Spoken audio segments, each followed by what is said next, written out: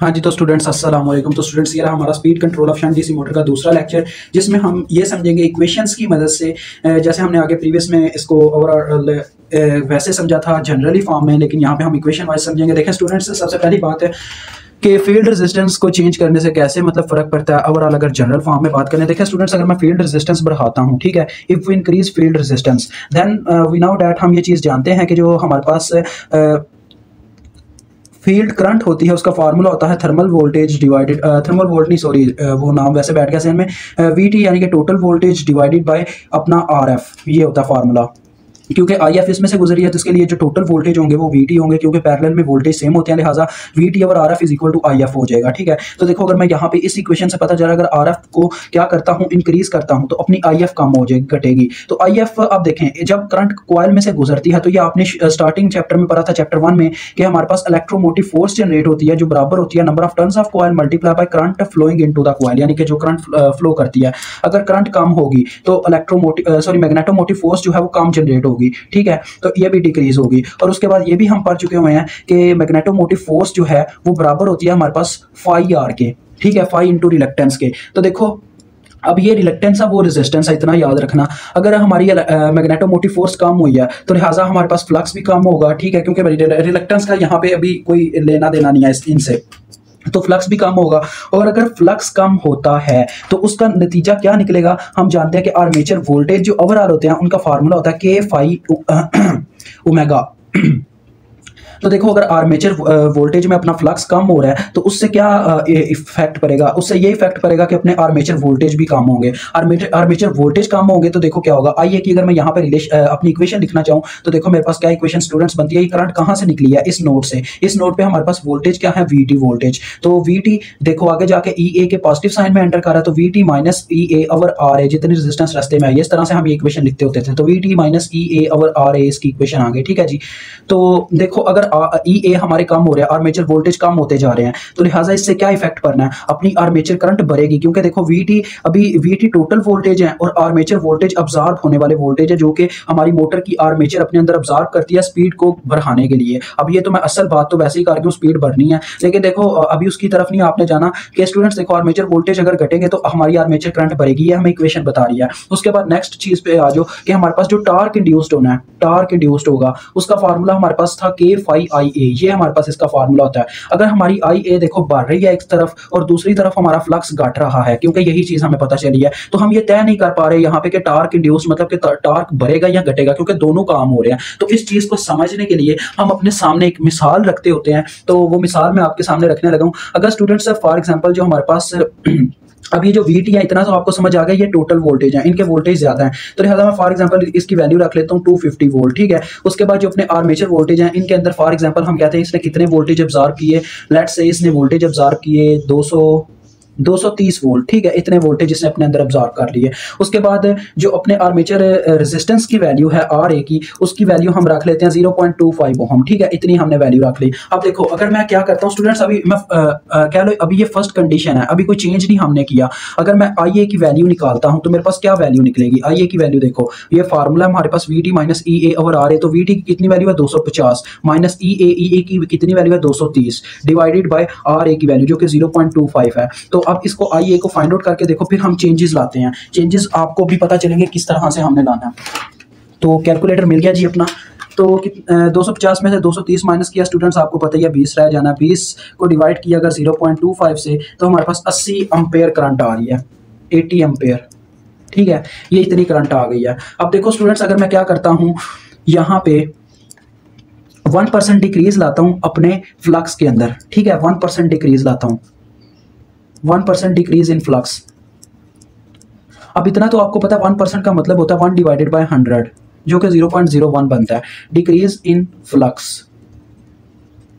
तो जो अपना ई ए का फार्मूला था वो क्या था जी, के फाई साथ में ओमेगा। अब आप इतना तो जानते हो स्टूडेंट्स, जिस लिहाज से फ्लक्स कम होता है उस लिहाज से हमारी स्पीड भी बढ़ती है।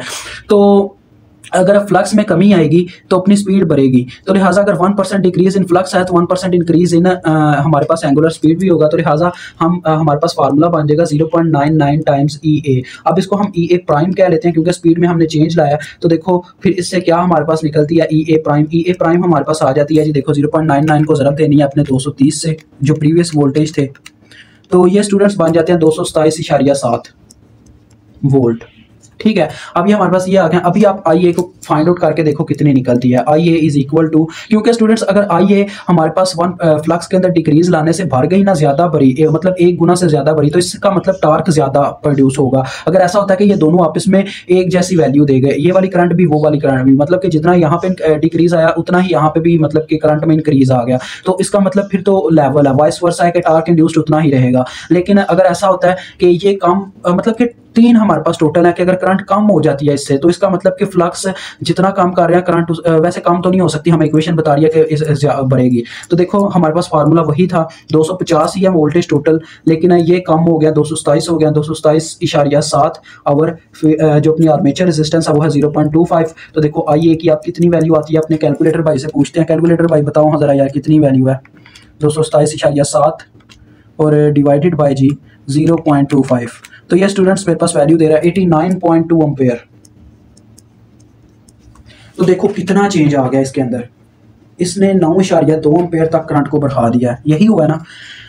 तो जब इतनी करंट ये बढ़ा रहा है तो इससे ये चीज़ साबित होती है स्टूडेंट्स की करंट ज़्यादा इंक्रीज हुई है फ्लक्स के बदले में, क्योंकि ये कम नहीं है करंट, ये जितनी प्रोड्यूस हो रही है ना ये कम नहीं है, ये 1% से ज़्यादा इंक्रीज हुई है। इसका मतलब कि फ्लक्स को हम कम डिक्रीज करते हैं लेकिन करंट उससे ज़्यादा इंक्रीज होती है। तो लिहाजा करंट यहाँ पे इक्वेशन फिर यही समझा रही है, करंट इंक्रीज होगी, इसमें ज़्यादा इंक्रीज ही आएगा, तो टार्क इंड्यूस्ड हमारा इससे इंक्रीज ही होना है। तो यही चीज़ है इसमें मेन। और देखो अगर टार्क इंड्यूस ज्यादा इंक्रीज हुआ है तो इसका मतलब हमारा जो इंड्यूस टार्क होगा वो जितने लोड पे हम अपनी मोटर को स्पीड को रखना चाह रहे हैं उससे ज्यादा स्पीड होगी मोटर की स्टार्ट में। ठीक है, और अगर इसका अपोजिट करते हैं स्टूडेंट्स, मतलब कि हम थोड़ा सा चेंजिंग इसमें लाते हैं, किस तरह से देखो।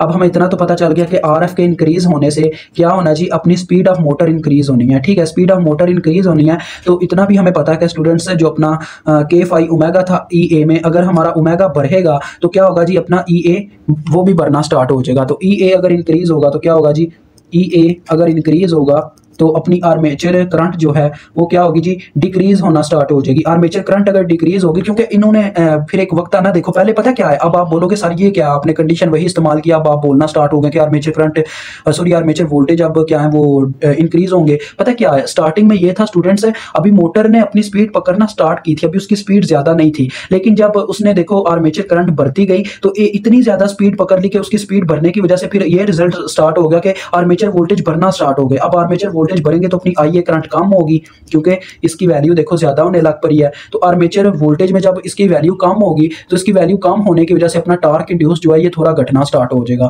घटने ये मतलब कि किस कंडीशन तक घटेगा, उस कंडीशन तक जब तक ये टार्क लोड टार्क के बराबर नहीं हो जाता, यानी जितने लोड पे हम अपनी मोटर को चलाना चाहते हैं उतने स्पीड तक ये पहुंच नहीं जाता। तो लिहाजा ये इसमें सारा चक्कर है कहानी का, और कोई इसमें इतना लेना देना नहीं है। और बाकी एक आपने ग्राफ वाला सीन देखा था स्टूडेंट्स, जो हमारे प्रीवियस लेक्चर में था, वो ग्राफ आपको ड्रा करके दिखाना है, और उसके बारे में भी थोड़ा सा यहाँ पे नॉलेज है कि ये ओमेगा था, ये टार्क इंड्यूस था, और इसकी एक जनरल लाइन थी ये वाली। तो इसको अगर मैं टोटली बढ़ा के रखता हूँ तो देखो स्टूडेंट्स, इतना हमने स्टडी किया था कि अगर हम स्पीड हमारी बढ़ती है, इससे हमने देखा ना अभी स्पीड बढ़ी है, तो क्या है जी, इसकी लाइन जो है से स्ट्रेट आगे जाके कहीं आगे जाती है, इससे ये थोड़ी ना मैंने ज्यादा ही बड़ी बना दिया, यहाँ पे कहीं पे इसने हो जाना था खत्म। तो अगर हम यहाँ पे देखते हैं तो जब लोवेस्ट लोड है, मतलब कि टार्क लोड यहाँ पे बेस लोड यहाँ पे इतना बनता है। ठीक है, अगर लोड हमारा जो है वो लो है, यानी कि कंडीशन से लो है, तो क्या है जी, हमारी स्पीड जो है वो ज्यादा है। लेकिन जब लोड इससे ज्यादा हो जाता है तो क्या होता है जी, अपनी स्पीड कम होना स्टार्ट हो जाती है और अपना टार्क ज्यादा इंड्यूस्ड होना स्टार्ट हो जाता है। तो लिहाजा इसमें हमें यही देखने को मिल रहा है कि जो लोड टार्क है वो देखो क्या है जी, इंड्यूस टार्क से कम है। यहां से भी हमें ये चीज देखने को मिलती है। ठीक है जी, और इसकी इक्वेशन तो आपने वैसे भी देखी हुई है स्टूडेंट्स, जो हमारे पास थी, इसकी इक्वेशन थी हमारे पास, अगर आपको याद हो, omega is equal to V t over K phi minus, साथ में था अपना जी क्या, टार्क इंड्यूस्ड, और साथ में था अपना के फाई होल का स्क्वायर, और इसके साथ था शायद आर्मेचर अपने रेजिस्टेंस थे, आर्मेचर रेजिस्टेंस, तो ये आगे अपने आर्मेचर रेजिस्टेंस। ठीक है स्टूडेंट्स, तो ये इक्वेशन देखने को मिलती है। अब देखो जितना ज़्यादा टार्क इंड्यूस्ड होगा उतनी ज़्यादा स्पीड अभी कम होगी, यही चीज़ मैं भी आपको समझा रहा था। लेकिन जब ये स्पीड देखो एक ऐसा वक्त भी आएगा कि जब टार्क इंड्यूस्ड कह लो कि टार्क लोड के बराबर हो चुका होगा, तो ये इतना ही इसमें से माइनस करेगा जितना मतलब कि स्पीड की हमें ज़रूरत है, तो ये उस स्पीड पे मोटर को ले जाएगा जिस पे हमारा लोड चलना है। तो यही सारी कहानी है इसके अंदर। तो अभी आपसे इजाज़त चाहूँगा, ये भी आपका लेक्चर खत्म हो चुका है। अभी स्पीड कंट्रोल अभी आपका टोटली ओवरऑल खत्म तो नहीं हुआ, अभी आगे हम इसको और भी कई अंदाज से बढ़ने वाले हैं। जो हमारे लेक्चर हुए वो हम सारे स्टडी करेंगे। अभी आपसे इजाज़त चाहूँगा। अल्लाह हाफिज़, अस्सलाम वालेकुम।